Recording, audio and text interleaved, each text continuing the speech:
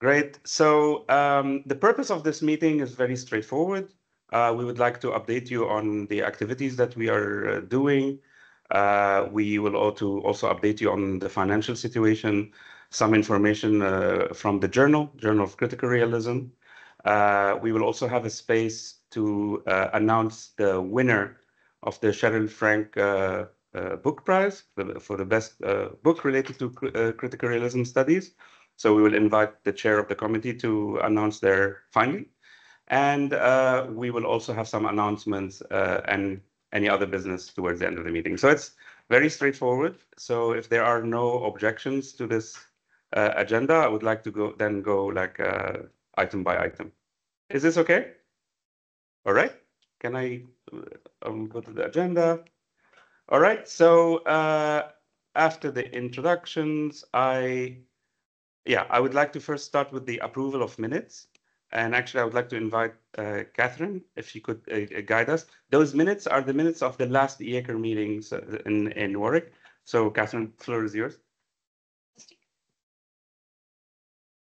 Hi, Sandy and others. Welcome.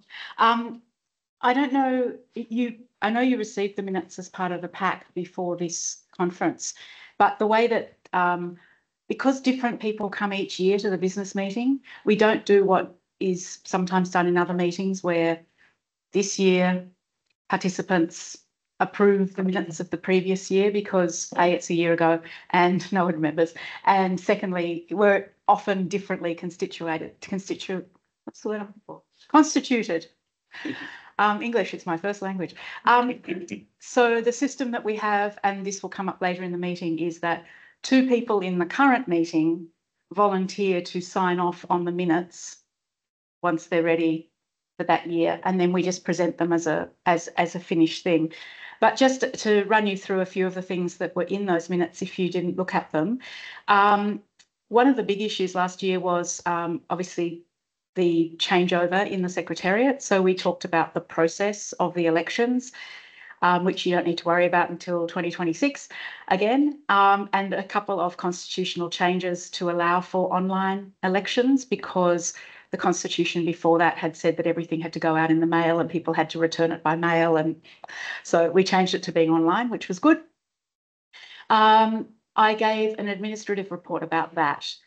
And then we had the election of signatories, which were Karim and Dave Eldebas. So they have signed these minutes now.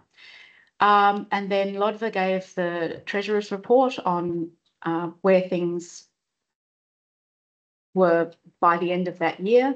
Basically, things are in a very good position, and Lodva will give you more information when we get to the Treasurer's report later. We also talked a bit about a financial buffer proposal. What had been discussed in a previous meeting was that there is a surplus in the accounts, like we've been building a surplus. The organisation, the association, has been building a surplus, and what should happen with that. And we had talked about, what would need to be a sort of minimum amount of money that we have on hand in case a conference or 2 in a row needed to be subsidised, in case the income from the journal dropped off, those kinds of things. And in the end, we decided that establishing a single figure was difficult. So we asked the membership to write to me as secretary at the time with any suggestions for how that surplus could be used. And there was only a couple of people who wrote, but what they were talking about was making the conference in particular more accessible, which I think we'll talk about again later. And Lee Price, it was her final meeting as editor of the journal. So there was quite a lot of discussion about her contribution, and she was able to share with us some of the figures about the journal. She also announced that Karim and Honor would take over as sort of co-editors until the results of the election. And obviously we now know that, well, we'll get to, that Honor as the editor, and Karim has continued as an associate editor. At that time, we weren't able to announce an award winner for Cheryl Frank. That was still under discussion. And there was a next conference announcement of it being here. And Doug at the time was also saying that, he's really keen to hear from people who would like to host the conference in the future. And pretty much that was the end of the meeting because our time was up. So that was what happened last year. And now this year. Thanks. Thank you. Thanks a lot, Catherine. Very concise, and I think we might have the same fate as well with this meeting.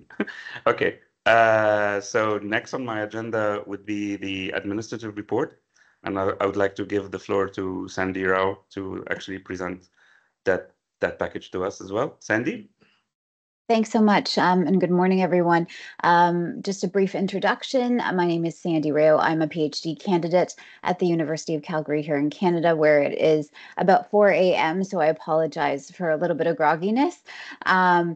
But the only thing, you received the report in the package, so I'm not going to belabor the fact, but I just wanted to introduce myself as the new secretary, and then again to thank Catherine for an incredible handover transition. She's continuing to do that transition so that nothing's kind of lost in the mix.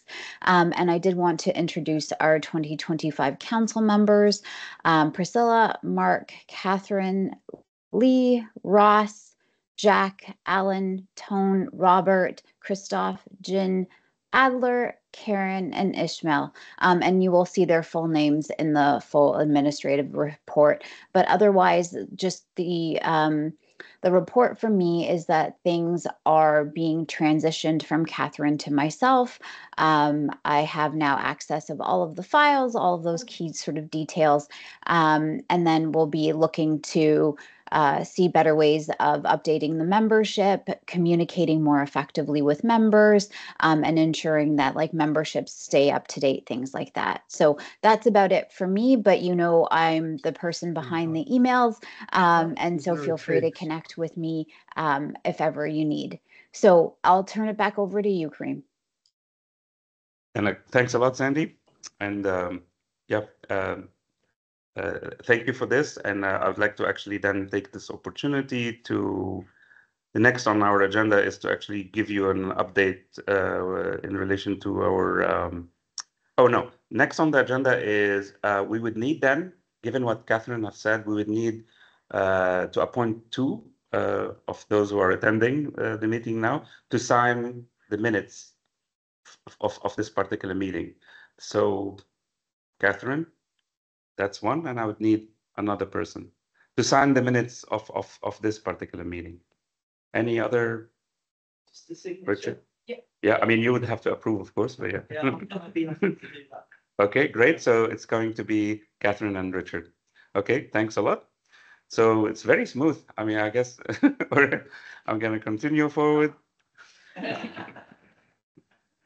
All right. And then the next item on the agenda would be I'll give the floor to Honor to give us a report on the Journal of Critical Realism. Honor?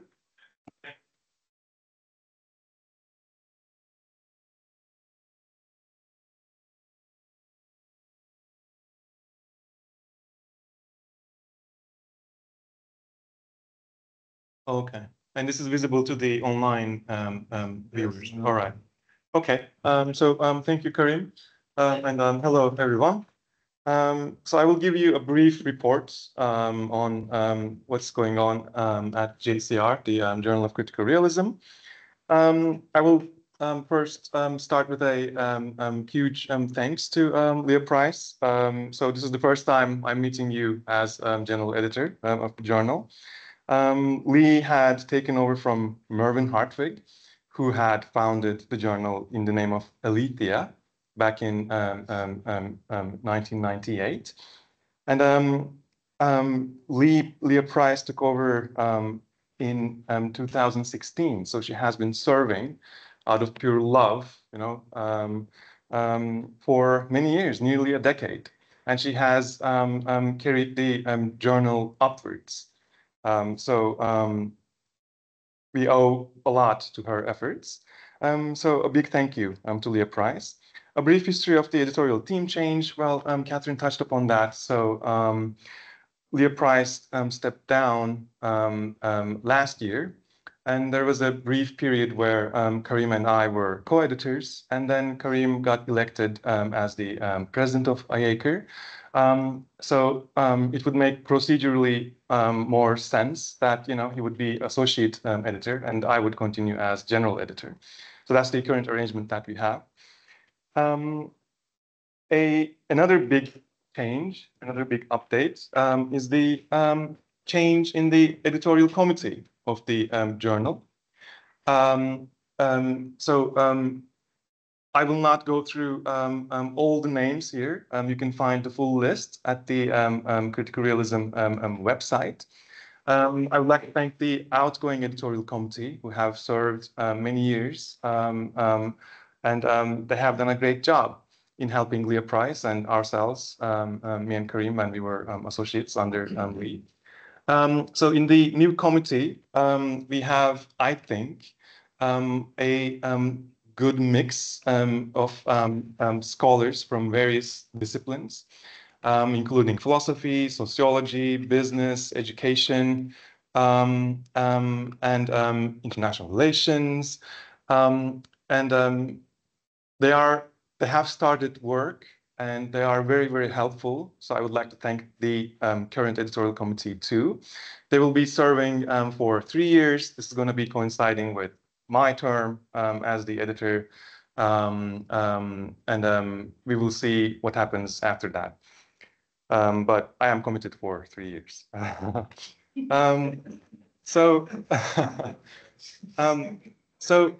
Since our last meeting, since the last IACR meeting, we have put out 1, 2, 3, 4 issues. One was the special issue prepared by Robert Isaacson, who was the guest editor for this special issue. It was on judgmental rationality. I highly recommend you to take a look. A lot of effort has been put into this by our guest editor, Robert, and very good contributions.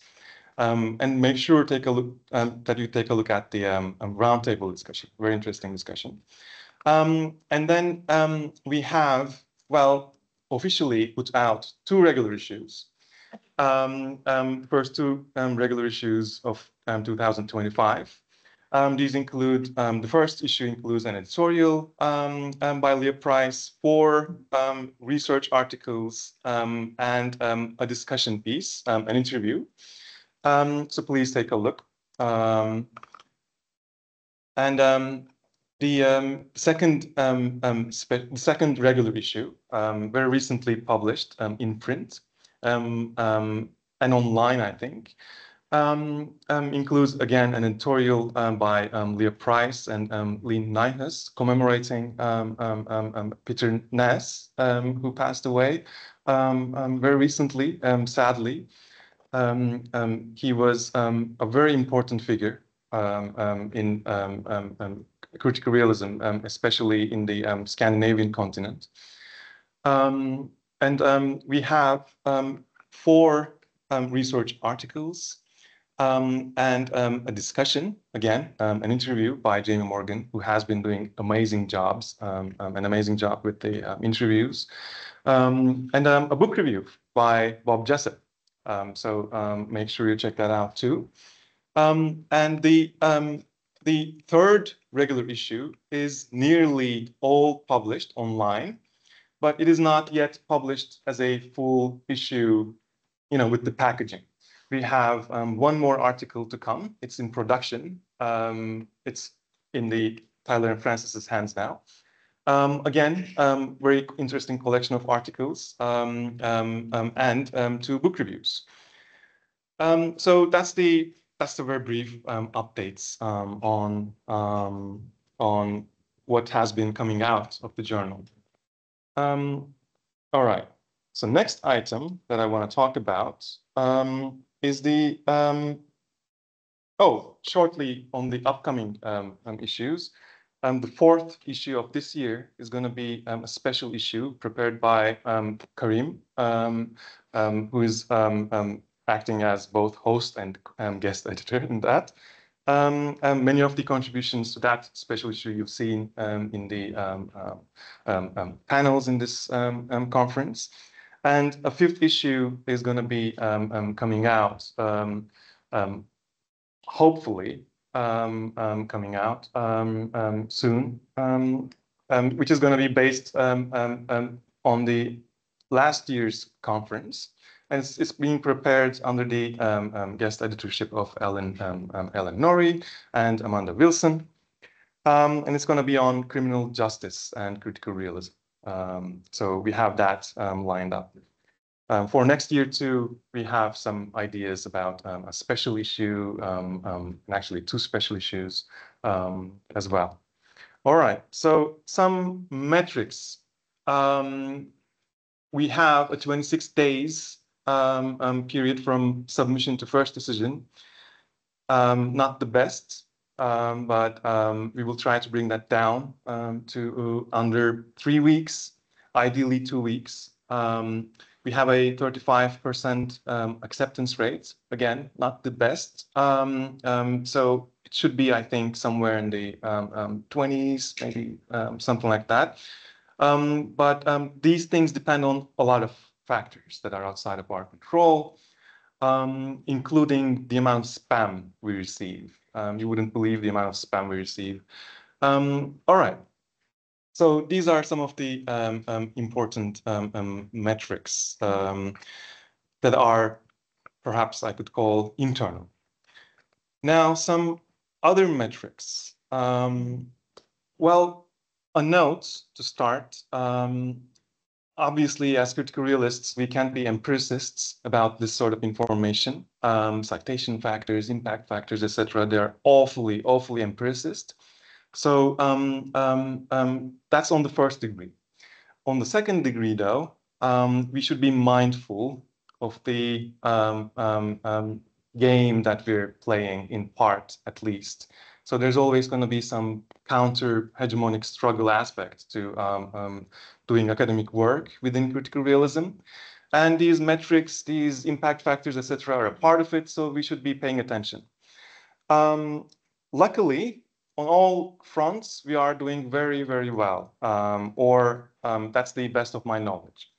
So we have, where is this from? All right, this is from CIMAGO, one of the 3 important, sources for these sorts of metrics. Here we are listed in the first quartile. I'll move through these quickly. Some graphs. Well, you could take a fuller look. I will send these out to you. Another important source is from Clarivate, previously known as Web of Science. So this is all the journal citation reports, journal impact factors, etc. are coming from. A lot of people are taking these seriously. Here, again, on both journal impact factor and journal citation indicator, we are on the first quartile. You can again check these through later. So here are, can you see my cursor? I don't know, but you're on the first quartile in philosophy and social sciences. All right, this goes on a little bit. Sorry about that. All right. And another is Scopus. Again, here we are doing pretty well. I don't know if they have a quartile, but we should be there. We're in the 98th percentile. I don't know how these are calculated, to be honest, but in any case, whatever good score we have right now is, of course, well, all credit should be given to Leah Price because these things have a momentum to build, and it's all her doing. So, yeah, there's that. All right, what else? So, some usage information. We have received about 41,000 downloads in the first quartile of 2025. To compare with figures from previous years, it's pretty much close to average, I guess. I have some special items for Steve. Steve Ash especially asked about these. I'm joking in part. So most read articles. I think this is most read articles of last year. So we have an article by Lynn Craig and Catherine Hastings on intersectionality. Again, we have an article by Catherine Hastings, Karen Shepard, and Angela Davenport, titled Thinking Like a Critical Realist. And we have an interview by Jamie Morgan with Clive Spash. So those are top three. The list goes on in the online version, which is available to everybody, actually. This is most cited articles, I think. It's either of all time or, yeah, I guess, let me check for a moment, please. Okay, one of these is for last 3 years and the other is for all time. We have articles, well, an article by Ferdinand Mukumbang and Denise de Souza and John Eastwood, Contributions of Scientific Realism and Critical Realism to Realist Evaluation. We have an article by Ismail Al-Amoudi. Yeah, this must be the last 3 years. Ismail Al-Amoudi on post-human technologies and dehumanization. And we have an interview again by Jamie Morgan with Ruth Groff. And for citations on top citations on all time, we have an article by Gareth Wiltshire and Noura Ronkainen, A Realist Approach to Thematic Analysis. We have Retroductive Theorizing in Paulson and Tilley's Applied Scientific Realism by Justin Jagesh. And we have an article titled Developing a Critical Realist Positional Approach to Intersectionality by Angela Martinez-Dye, Lee Martin, and Susan Marlowe. So this is the these are just summary of the most popular stuff at the journal. A couple of points about some challenges and goals, etc. So a couple of things that we should clear are some contractual, we need some contractual clarifications with the publisher. So that's an upcoming goal. There are a lot of minor goals that I won't get into here, from, updating the message templates that the journal sends out automatically to, clearing the submission categories, the review practices, etc.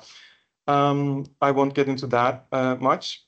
I'd like to finish with a call to the community at large. So the other day we were having a chat with Dr. Juan Parra, and one of us said communities like this cannot survive through normal practices. We need to do extra. I think critical realism is that sort of community. So this is an invitation, to read our journal, write in our journal, cite our journal, and not just not in bad faith, really. In good faith, Journal of Critical Realism has accumulated really good research. So it's a good idea to start your research from there, or a Draftwatch book series, etc. When you're publishing with other journals, cite us, write with us. We're not particularly easy. That's not a reputation that we want to have. But the editorial team is helpful. Most of our reviewers are helpful. So if you are doing rigorous critical realist research, we are very interested. And promote the journal, please. Have discussions with colleagues and with students, etc. And if we invite you for a peer review or something like a book review, please consider the fact that we need you. And we do our homework before approaching reviewers. So sometimes, a reviewer might think, oh, I'm not the best person to be reviewing this, but they might be the fourth person that we're approaching. Maybe the best three rejected, did not respond, etc. So keep those in mind, please, and keep the journal in your thoughts. So thank you to all, of our body of authors, reviewers, the editorial committee. It's a very, very, very much a collective work. So I'll finish with that. Thanks a lot, Onur.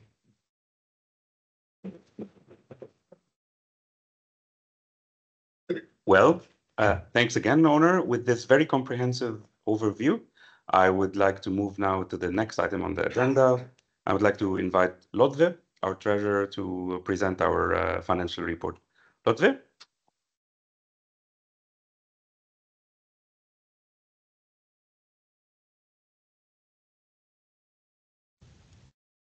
Hello, everybody. I hope you can hear me now. Yes. Nice to be with you all online this time as well. So I will present to you briefly the financial report, or the account statement, basically, for the previous year that we just went through, which runs from the summer from summer to summer. So we summarized the accounts to be able to present it on this annual members meeting. So let me, I have to apologize for not distributing this earlier.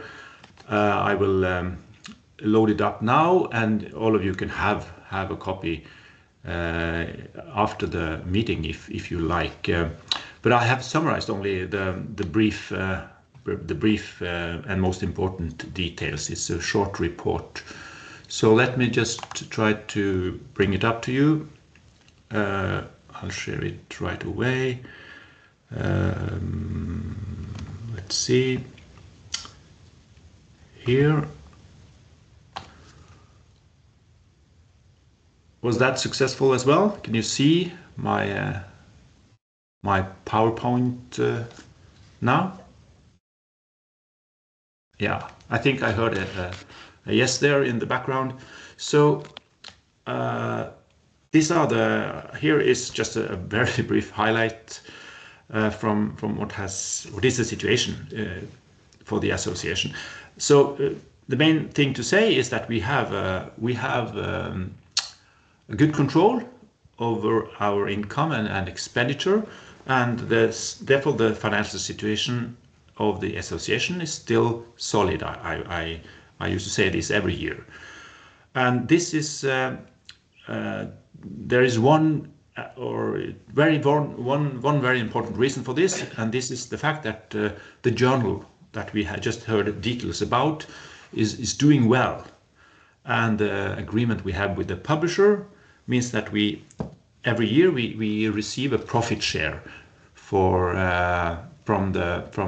Taylor and Francis, and so this is a regular income that we have every year, and for 2024 it was on the same level as previous years, as you can here see, almost £6,600. That was the profit share to the association. In addition, last year the Warwick conference was very successful in terms of attendance and the balance between cost and income. So after the conference, the association received a surplus of the same amount, basically, as we got from the journal publisher. £6,600 was received after the Warwick conference last year. And the final bullet point here only says that for new members, the report you get here is in a very condensed and simple format. That is because all memberships are being registered and handled by our journal publisher. So there's no, so you won't see the the membership fees here in my figures. So that's the system we established some years ago. So membership means basically that you are a subscriber to Journal of Critical Realism.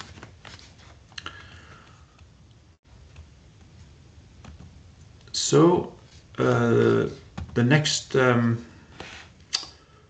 slide here only summarizes this is our main account, which is in British pounds, and it states what we had last August, or 1st of August last year, almost 30,000 pounds. We received this the conference surplus and the profit share that I just mentioned. We had some expenditure at last year's conference. That was to support the resource persons who contributed to the conference. We also had a little, some participants also paid their fees directly to us. Yeah, all in all, we have had very little expenditure and high incomes. So at the moment, or by as of yesterday, the balance of this account was a little more than 42,000 pounds. I have to say here that we have not yet, for this year, had any expenditure with this year's conference, but we have made some promises that we are also this year supporting, contributing to the resource persons, and we also stated a guarantee to the organizers in case of a loss, in case the conference should end up with a loss. So there will be some transactions here after this conference has ended. So, but as you can see, we have over the years maintained our finances well, and we have a balance here. That was also mentioned by Catherine earlier in the meeting. In addition to this main account, which is in British pounds, we have with the same bank, we have a Norwegian kroner account, which is mainly to handle administration costs, since I'm based in Norway. So we pay bank fees and subscriptions here to maintain our website and the email accounts, etc. So, and these costs have increased a little bit lately to keep things in order, and we paid for some years ahead. So there you can see the balance in our Norwegian kroner account. And finally, we have also a euro account, which is not much in use, but it is also there in case it's cheaper for us to pay or pay directly in euro. So we have a euro account as well. So you can see also the balance there as of yesterday. Yeah, so basically this is the financial situation of the association. Thanks a lot, Ludwig. And that was a financial report without any graphs with it. That's nice. May we ask questions? Is that possible? Sure, of course. Go ahead. We might need to use the microphone though. Oh, okay, yeah. Hello?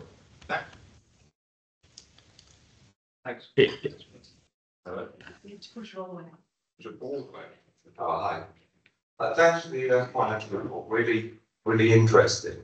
My looking at those figures seems to indicate that we are now at a level of reserves that the interest on our accounts cover our annual outgoings, which means that everything that we get in from the journal and from conferences is money that either is going to into reserves or we're going to do something with it. So my question would be, if we've got this level of income every single year, what else can we do as an association of critical realism that would be a useful use of that money, for example? And I think that's kind of a general question to everybody, because we should be spending this money in some way or another to advance critical realism. And if I could add another question, sorry if I missed it, but we normally also provide some kind of stipend to the journal editor. Is that not come out of this year's accounts yet? We do. Just saying. And I mean, I know this is probably the incorrect forum, but I'm just going to say it out loud anyway. I think the profit that we're getting from the journal and the quantity of work that goes into the journal, particularly by the editor, but I know there's other people involved, but particularly by the editor, whether that's a question for discussion as well about how much that stipend is, because it's not very much.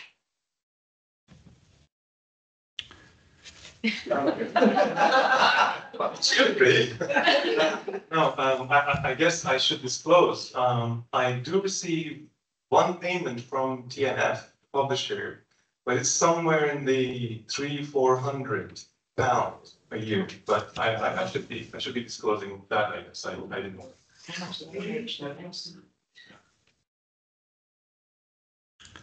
Okay, Lotte, would you like to say something in response, or shall I open Yes, up? Yes, please. Please go ahead. Yeah, I would like to comment briefly. Thanks for the comments and questions. To the first speaker, I think what was said, I fully agree.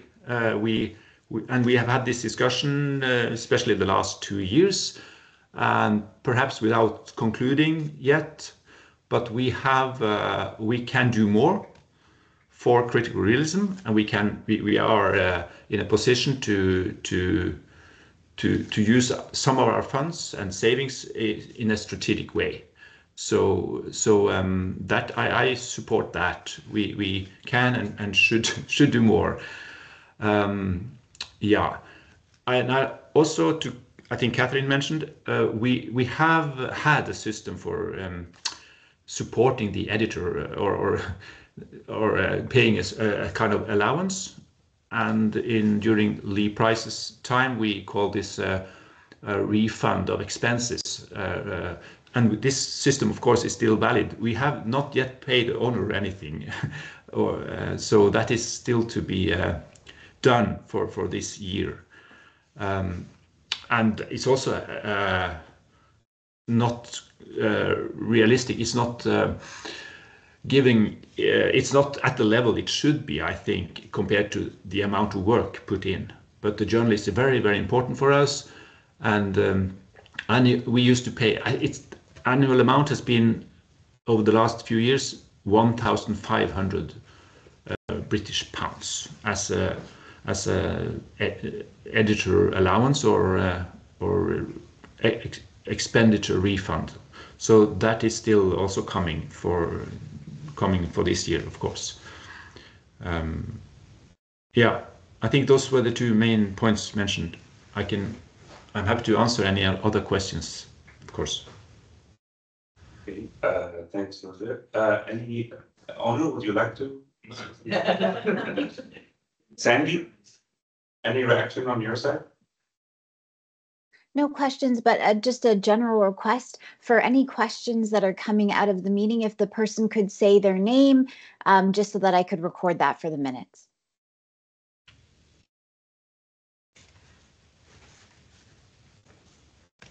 Sorry, Sandy. My name was Steve Ash. I asked the first question, and it was Catherine Hastings and the second one. I'd just like to come back because I think this is a really interesting discussion, but sometimes when we have an annual meeting in any forum, things can get cropped between meetings. So I'd like to put a formal proposal that we somehow ask the membership what we think should be doing with this money. And I fully think that, lay officials will put a lot of work in, and everyone's happy with it. But there's certainly one position within the committee, the journal editor, which has a significant amount of work. And to see £6,000 a year just going in the bank account on the basis of that work, I think the balance needs to be addressed by that. So I would put forward a first proposal that we need to look at the honorarium that we pay the editor as a proposal. But I'm sure there's others that others might want to put forward. So I'm just wondering how we can move that forward as an item, and how we make sure that we get suggestions from the membership of how we spend that money and actually come to a conclusion within this year before the next meeting.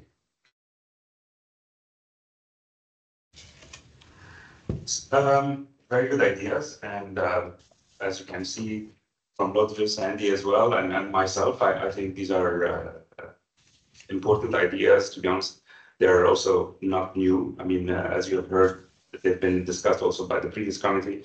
I agree there could be a certain lag. I actually also, we've discussed it at least in our last meeting. So I would like to use Lotfi's words where, I mean, we will do and we can do, or maybe in the opposite order, to put things a bit more in practice. I mean, at least to my mind, and correct me, Sandy and Owner, if I'm wrong, but we discussed modalities in terms of supporting people in attending the conference or pre-conference as well. I mean, all as a package, that would be one idea. Perhaps also strengthening our online resources. That could be another kind of important avenue of research. And of course, the support for the editor of JCR. Okay, but these are, so on the principle and objectives, we all agree, I guess. These are some of the ideas that we were circulating in our previous meetings. But I suggest in this meeting to perhaps Sandy and myself, we might send an email to all the membership asking for also more concrete ideas of how we could move forward. At least we have those 3 areas that I just mentioned now. And on that basis, we will collect your feedback. And then we would, it would be definitely a priority that this new secretary in the IACR that will take forward. Do you mind if I just add one? Yeah, of course. Sorry. Just to say that last year we did send 2 emails out to all the members of the association on the principle that it's the association's money, the members should have a say. And as I said, I got 2 responses back, which kind of echoed the general, we need to make the conference more accessible.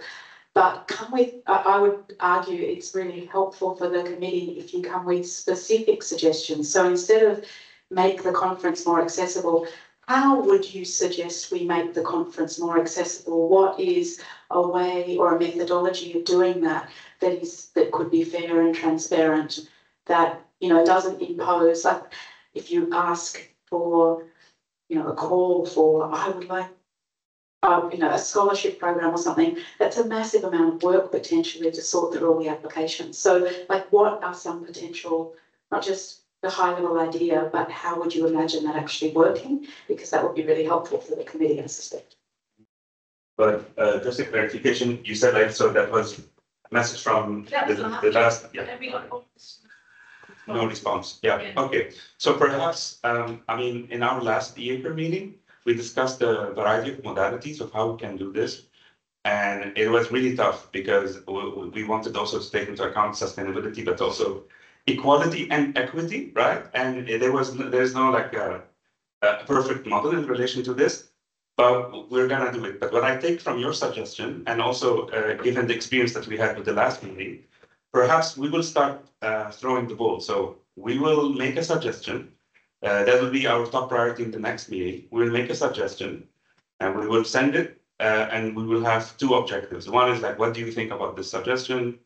Reforms, blah, blah, blah. But we are also interested in other ideas as well. And on that basis, I think we can move forward. Does this sound like a... Okay, please, Sarah, the floor is yours. Thank you. So I'm so sorry. I was raising my hand because I don't know if folk can see that both myself and Professor Alderson has got her hand raised as well, just to say that now quickly. Just a couple of points, if I may. First of all, I was a new member last year, so I saw the emails, but I didn't feel in the position to make some suggestions. I do now. Very quickly, with regards to the financial report, I'm sorry if I missed this detail, but are we talking about the financial year 24-25 that these accounts are reporting on, or is it an academic year? Because if it's the whatever it is, the financial year, academic year, the reports I don't think can be complete if you haven't got the payment for the journal editor in. So we would have to receive them, as I would suggest, an incomplete report, but happy to be guided on that. On the suggestions from, and forgive me, I hope that's an okay point to raise. It's just, you know, for the financial reports. From a perspective of the use of monies, now that I've been with the association for a year, you're doing amazing things, and I think that needs to be recognised, and please can that be noted. I think when we look at layers, perhaps you've obviously got the conference every year. I couldn't travel to Poland because of commitments, time commitments, but there's something about layers. So we've been working with Catherine Hastings, Karen and Catherine for the female emerging writers group. And that has been a huge educational piece that we've been doing for the last year. And I just wonder if consideration could be given to the educational side of the IACR for stipends for webinars, writers groups, other elements that actually just build, because that will then in itself build the IACR more. I've started to write it in the chat, so I'll put it in the chat for the record as well. And I'm sorry, I should have said I'm Sarah Chesel, and I hope that's helpful. Thank you. Thank you so much. I think it's very helpful, and I think it's very much consistent with the second idea that I was talking about in terms of the resources how we can support online communities for educational purposes. But yes, noted, then definitely we will elaborate on this. Priscilla, thank you. Thank you. Could we combine promoting critical realism and subsidising the conference by setting a competition, inviting PhD students, for example, to write 1,000 words on how critical realism helps my research, and link that to subsidies to the conference? It's definitely one idea, but thanks for suggestion. We're gonna look at it. I mean, my first reaction would be like, we're all very busy, so that might add another layer for that might complicate the matter. But anyway, I think it's a very good idea. It deserves a bit more time to reflect. So we'll definitely take note. Sorry. Well, then could we ask if the members are interested in organising this? Be positive. Sure. Okay. As I said, I think a sign of positivity is already seen that we're gonna study this proposal. We're gonna study this proposal, and we will see to what extent it can be. So thanks. Yes. Do you want to say something else, Priscilla? No, thank you. Okay. Thank you. All right. Lotte? Yeah, thank you. I just want to respond to Sarah's question. We used to make this report or this financial statement. We updated before the annual members meeting. So therefore, it runs from summer to summer. So what is included in this report or the figures I presented is everything that has happened since 1st August last year up until yesterday. So all transactions, all expenditure that we have and will have this year will not come up, or last year will not come up in this annual report. It follows that it goes for 12 months roughly from some summer to summer. So it's not following the financial or the calendar year. We have used to do it this way, but that can be changed, of course, if that is. Thank you for the clarification. I'm not asking for changes, just clarification, so we're clear on what's in the accounts. That's brilliant. Thank you. Okay, thanks a lot. Any other interventions from the online community? Oh. Yeah, thanks very much. Just very quickly, thanks for all of the work that everyone's doing. And I just wanted to second what Priscilla had said and just add a little bit more detail to that from my experience, particularly after the conference in Manila. I'm in contact with quite a few academics who can't afford to get here. So this is very real. There are real people who aren't in the room with you today because they can't afford to be there. And I guess thinking about Priscilla's suggestion, 1,000 words. If you ended up with, you end up with 100 applications, that's quite a lot. Why not make it 150 words? Tell people to send a CV in 150 words. And as I say, members might be able to help out with that, consider that. But I do just want to just reiterate what Priscilla said about the importance of being positive about this suggestion, because there are currently people not in the room because they can't afford to be there. Thanks. Thank you. We were definitely positive. That's why we would like to study it next to many other suggestions as well. As you know, there are many modalities of how we can take this, but we're definitely going to take it seriously. Thanks a lot. Any other interventions? First from the online participants? No? Okay. Andrew, yes, please.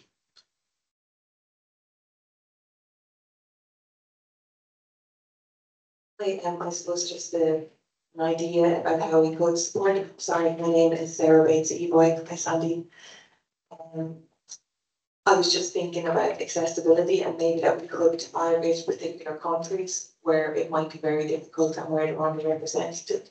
But also with the online conference, I think, maybe we could create free or voluntary contributions so that people can access it online, whether or not they can financially afford it, that we make that available with like 150 words of why this would help them. And that is also something that we could record and be seen to be doing just with the worst accessibility, and we could be reporting those numbers as well.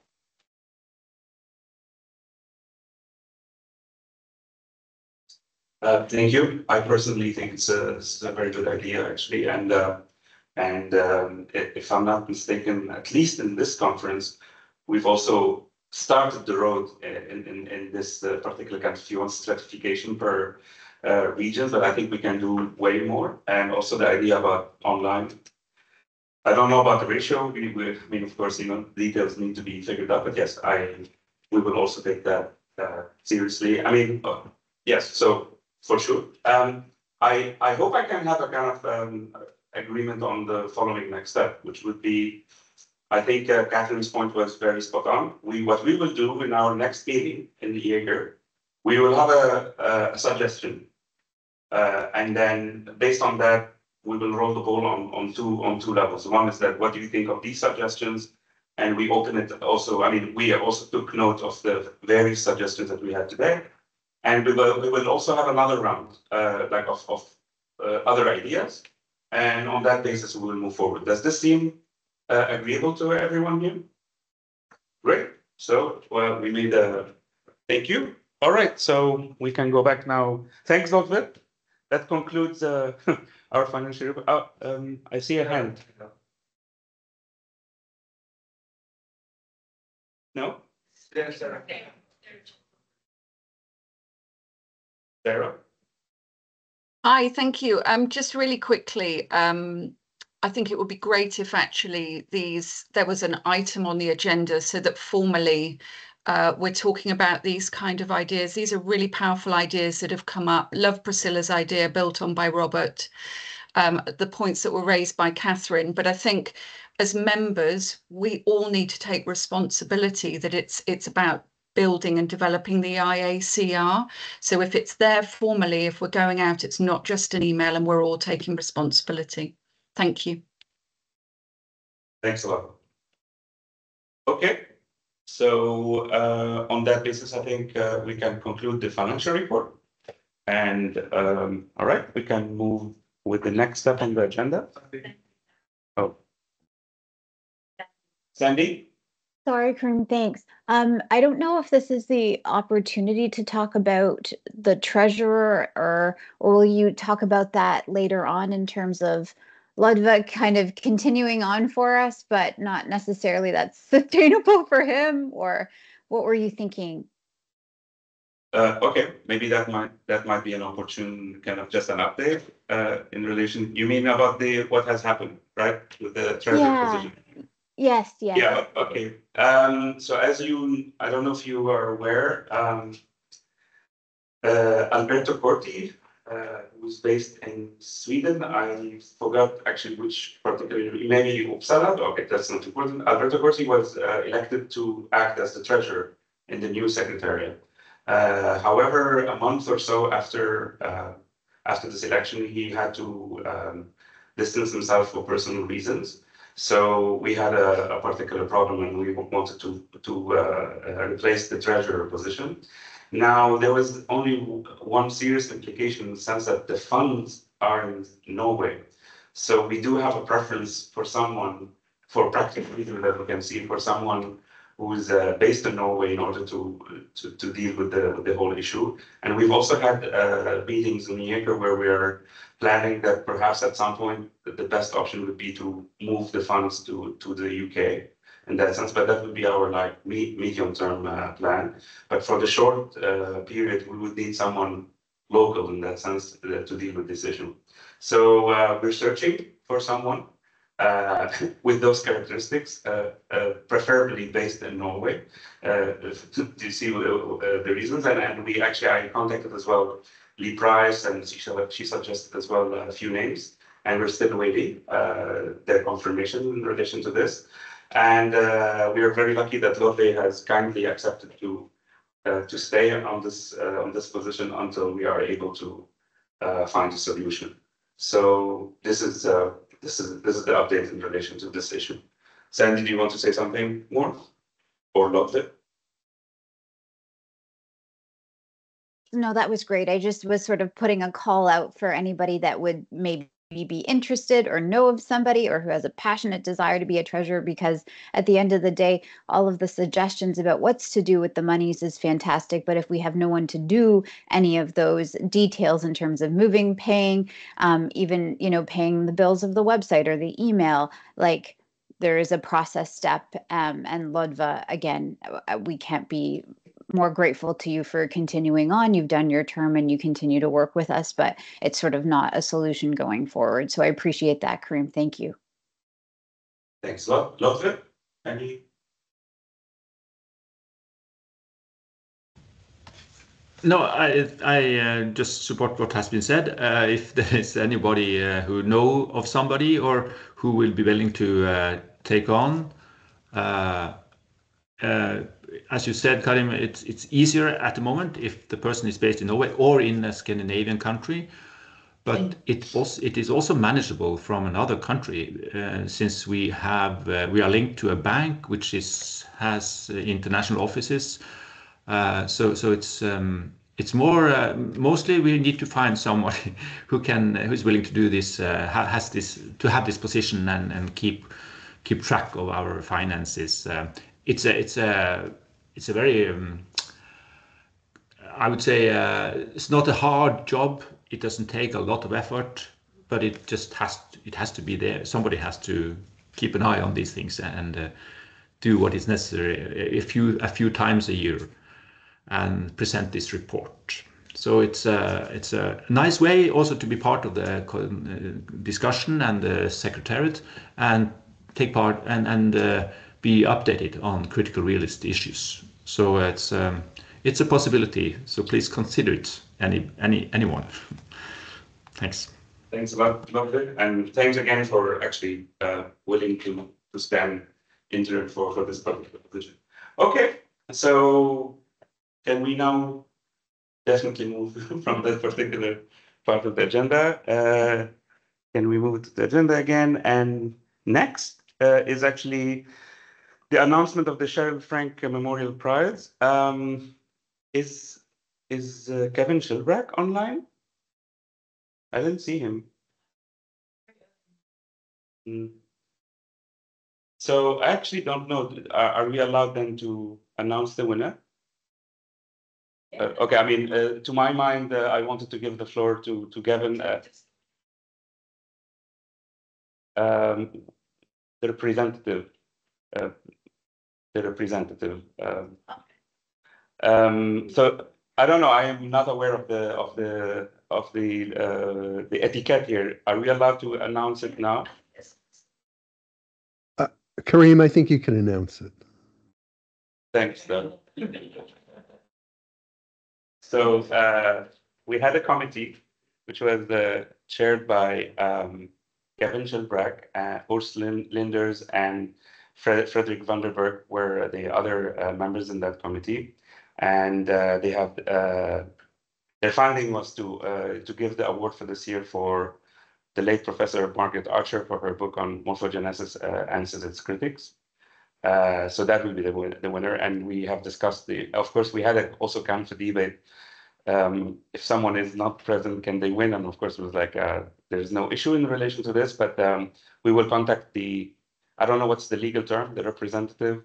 I don't know what's the legal term, but we will do that on her behalf in that sense. But yes, I would like to use this institutional moment to announce the winner of that particular competition. Of course, I think we will put online the written document by the committee that explains why they have reached this decision.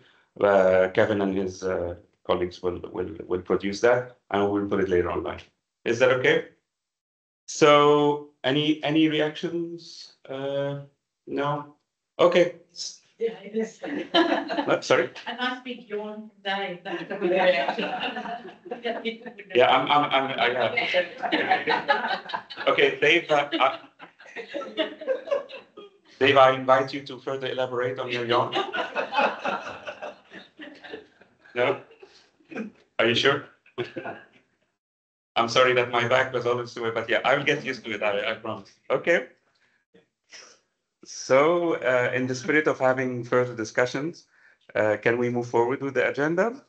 Now that,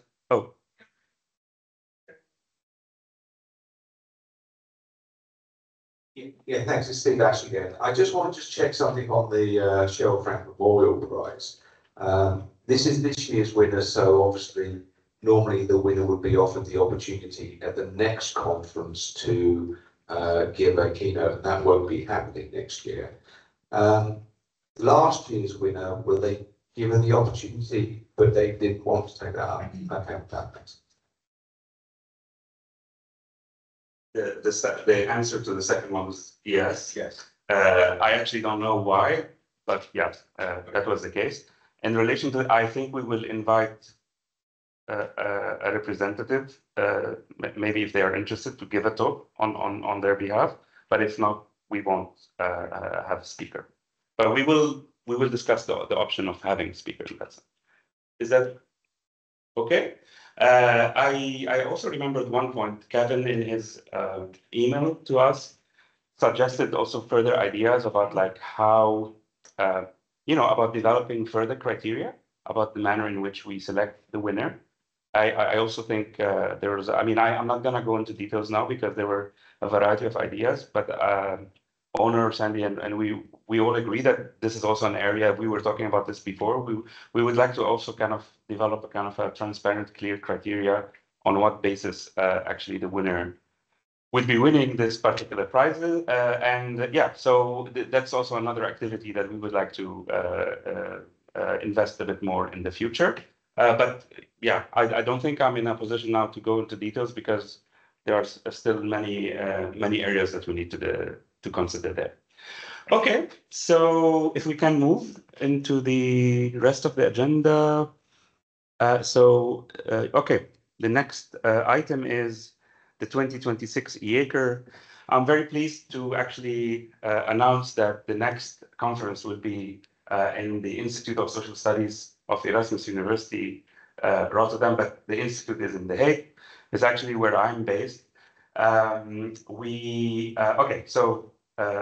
aim is to actually, there are two things that I could say now.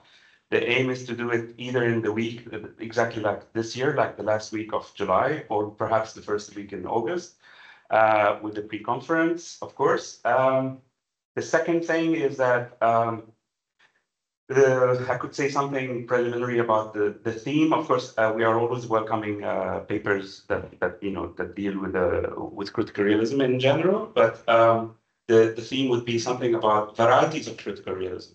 As actually now we're not just talking about critical realism as a philosophy, and it could be also unified, but there are also varieties of strands. So we would like to also invite contributions that talk about on, if you want, like the distinctiveness of these varieties, but also how they can potentially speak to each other and to speak to the unity of the philosophy as well. So that might be, if you want, like the general theme. But as I said, and as per our tradition, we will always consider even papers that are not necessarily fitting within the overall theme.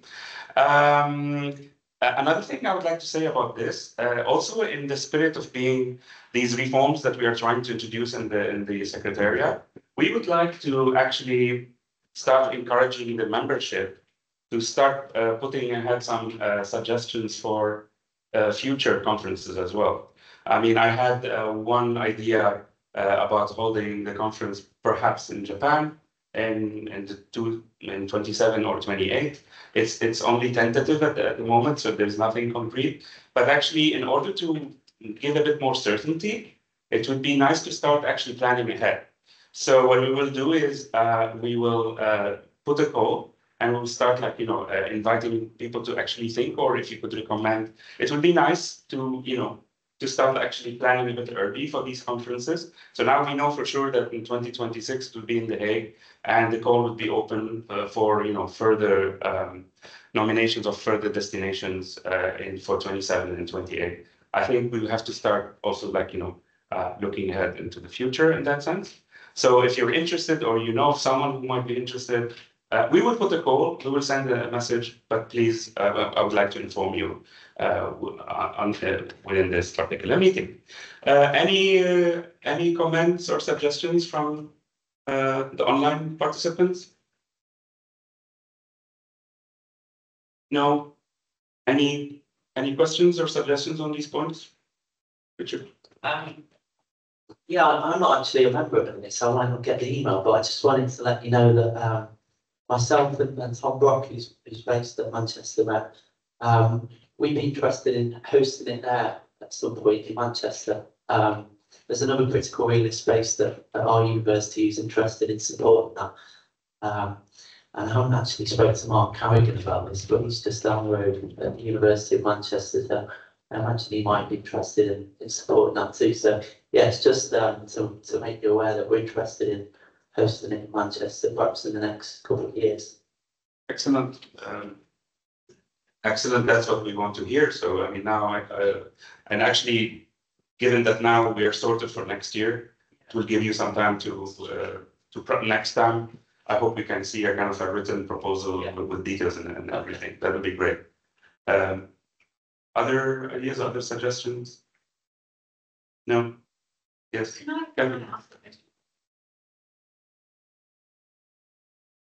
I'm not promising anything because I might not have a job, so I might not be able to do anything. But this is just a general question because I'm hyper aware of the environmental costs and the economic costs of coming to Europe from Australia.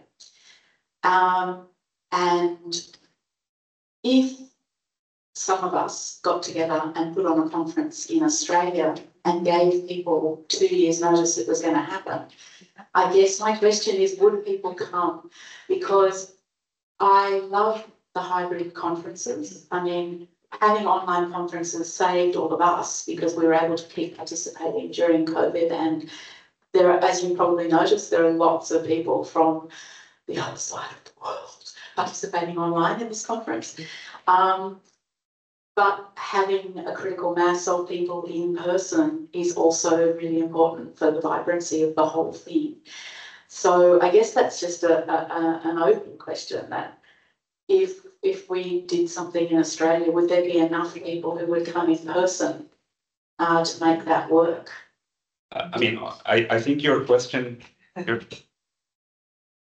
is for everyone, right? I'm not talking individually. I think yes, but that's why especially for Australia, it needs to be addressed way ahead in time, because we also have to apply for our finance in our own universities and whatever. I mean, it's it's a long process. So yeah, I personally believe so.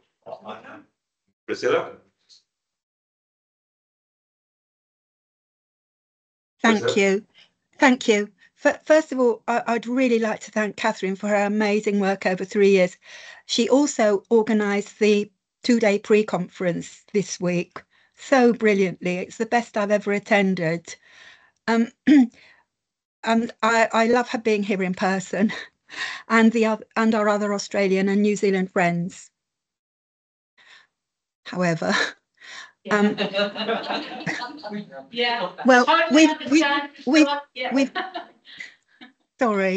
well, we've got to think of carbon and air emissions. We've got to think of the huge amount of money that nearly everyone would have to pay to go to Australia. And I think we should think about subsidising Australians if we want to go down that route, rather than putting the conference in Australia.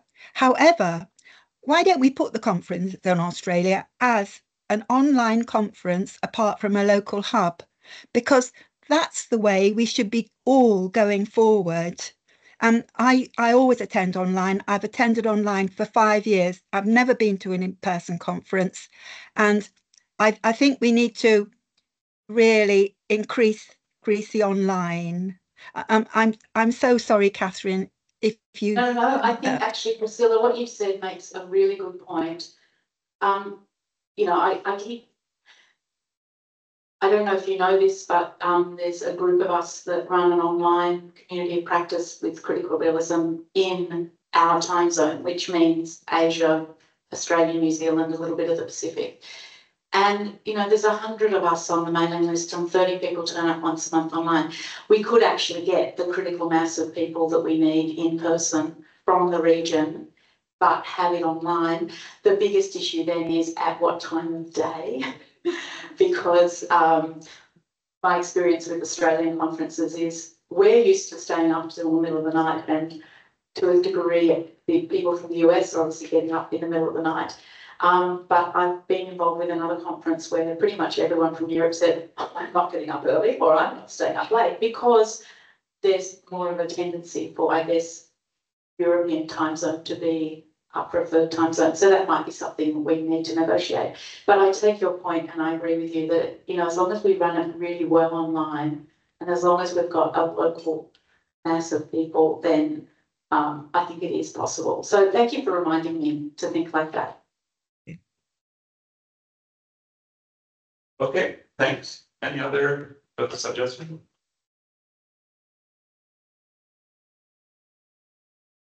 No one from online?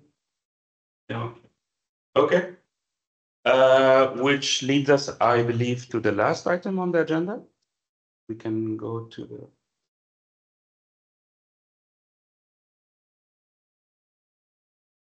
Which, just the first one, the agenda. Okay, any other business? Suggestions, any other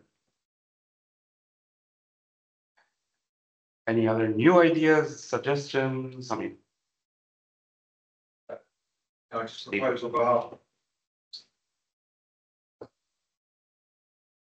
Thanks, Steve. Actually, I just propose on behalf of the membership a vote of thanks to all the officials for the work they've been doing over the last couple of years and continue to do. Thank you.